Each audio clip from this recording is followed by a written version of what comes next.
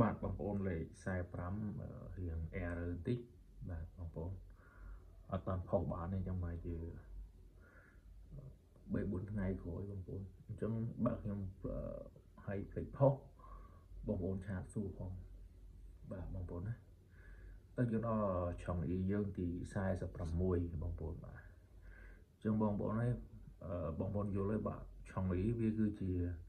ពាក្យគ្រាមភាសាបាទវាមានន័យផ្សេងបាទមិនមែនដូចគណិតវិទ្យា100ដក1ស្មើ99ទេណាបាទ100ដក1អាចស្មើ0យើងជួយគេ100ដងយើងអត់ជួយគេតែម្ដងហើយ0ហ្មងបាទអាហ្នឹងគេហៅថាឆុងអ៊ីបាទឆុងអ៊ីបាទ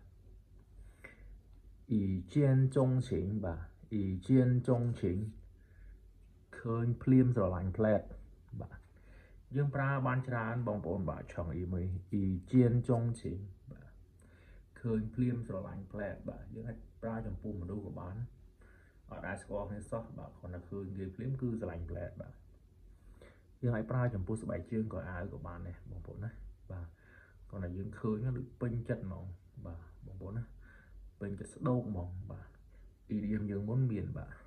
ពេញចិត្តស្ដោកលេខម៉ាននេះខ្ញុំភ្លេចទៅបាទអ៊ីជៀនចុងជិងបាទឃើញភ្លាមស្រឡាញ់ផ្លែត